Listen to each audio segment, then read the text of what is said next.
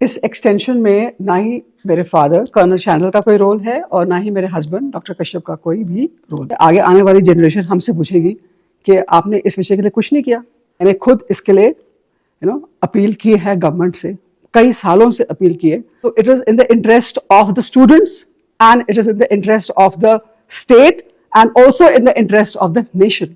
Colonel Dhaniram Shandil की बेटी का कहना है कि मेरे सेवा विस्तार में ना तो मेरे पापा का कोई लेना देना है, ना मेरे पति का कोई लेना देना है। मेरा सेवा विस्तार छात्र हित में, प्रदेश हित में, राष्ट्र हित में हुआ है।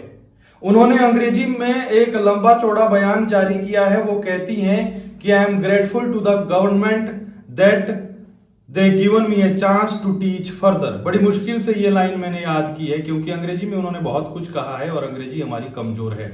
आपकी जाहिर है अंग्रेजी अच्छी होनी चाहिए, वरना ऐसे ऐसे मसलों पर जब अंग्रेजी में आपको जवाब सुनने को मिलेंगे तो आप समझ नहीं पाएंगे।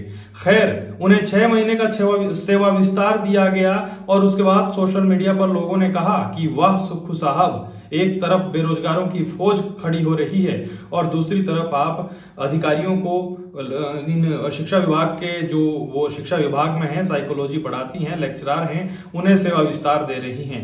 एक तरफ आर्थिक संकट का रोना, दूसरी तरफ आप सेवा विस्तार दे रहे हैं। उनकी बेटी का कहना है कि मैं तो बहुत समय से, कई सालों से सेवा विस्तार की अपील कर रही थी, मांग कर रही थी और मेरे सेवा विस्तार में ना मेरे बाप का ना मेरे पति का कुछ लेना देना है। क्या कुछ कह रही है वो, आप खुद सुनिए। सबसे पहले तो सभी को नमस्कार। इस एक्सटेंशन में ना ही मेरे फादर कर्नल शैंडल का कोई रोल है और ना ही मेरे हस्बैंड डॉक्टर कश्यप का कोई भी रोल है। ठीक है, ये एक बहुत ही महत्वपूर्ण विषय है, साइकोलॉजी, जिसको हम मनोविज्ञान कहते हैं, आपको पता है।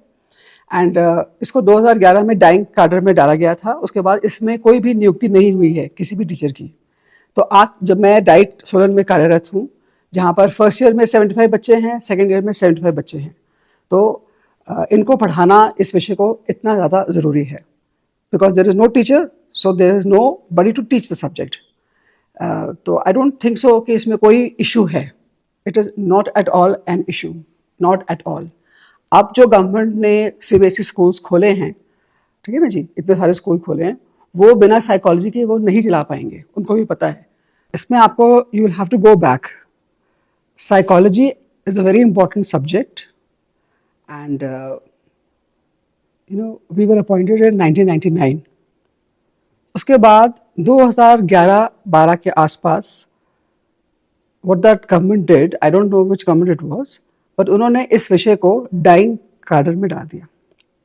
अब आप भी इस समाज में रहते हैं, आपको पता होगा कि मनोविज्ञान, psychology is such a important subject. ठीक है, आज सभी स्कूलों में, स्पेशली प्राइवेट स्कूल्स में, तो ये कंपल्सरीली पढ़ाया जाता है। एंड हर स्कूल में काउंसलर्स भी होते हैं बच्चों की काउंसलिंग के लिए। और बड़े दुर्भाग्यपूर्ण हिमाचल सरकार ने इस सब्जेक्ट को डाइंग कैडर में डाल दिया। तो ये हमारे ऊपर भी सवाल उठता है, ठीक है, आगे आने वाली जनरेशन हमसे पूछेगी कि आपने इस विषय के लिए कुछ नहीं किया। I have done everything that I could have.